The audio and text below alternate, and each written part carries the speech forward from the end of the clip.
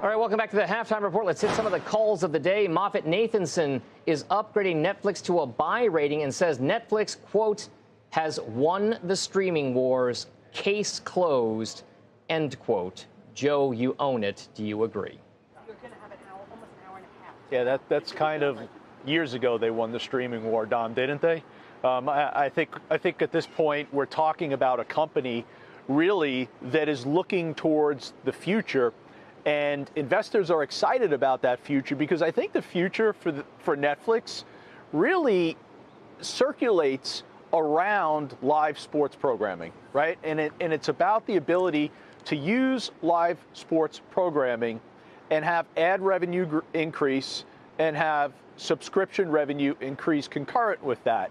The excitement on live sports clearly goes back to, Tyson-Paul fight, the NFL games. And I think when you look into the future, getting into other areas like mixed martial arts or maybe even adding more NFL games, I think that's where the excitement rests for Netflix. And I think that's the reason investors have kind of been well anchored in this stock, and there's been a degree of resiliency.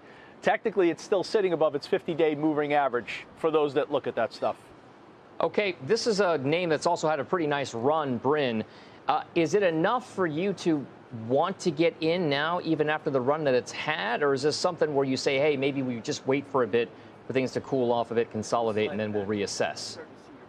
I mean, Netflix has been a compounder of returns for, the last 10 years. So I didn't miss the last 3 weeks, miss the last 10 years, right? I mean, this is just one of those wonderful companies like a Costco, a Netflix, Visa, that if you got in there early, it's just a compounder, and they're just eating everyone's lunch. No, their content is incredible. I totally agree with what Joe said. So kudos to all of the long-term investors that have enjoyed really just the compounding that this company has given investors over time. All right, and then let's bring up another name outside of that in oil and gas. Let's turn to Exxon. Analysts at Barclays over there are basically trimming some of their price targets across the entire space. One of them is ExxonMobil. The price target goes down to 135 from 137. Jim, this is one that you own. Do you agree with the call or no? Well, it's interesting. I mean, 135 is almost 20% higher than here, so I do like that. Plus, there's a good dividend yield here. I want to be very clear. I'm a very strong advocate for ExxonMobil. I think that everybody should have some energy exposure in their portfolios, and the first stock that they should own when they're building out an energy component is the largest in the world about Aramco when it comes to energy, certainly in the U.S. And there are economies of scale that come from being the biggest. Dom, you weren't here, but it was about 2 months ago, and I remember having a conversation on the show about, hey, could it perform if oil prices go down?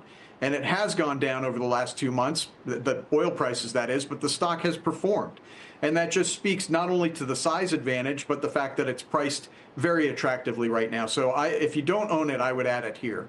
All right, oil and gas-wise, we always have to bring Bryn into the discussion here. So, Bryn, this is a call on one of the names that you actually own, Diamondback Energy. You've been talking about it for quite some time now.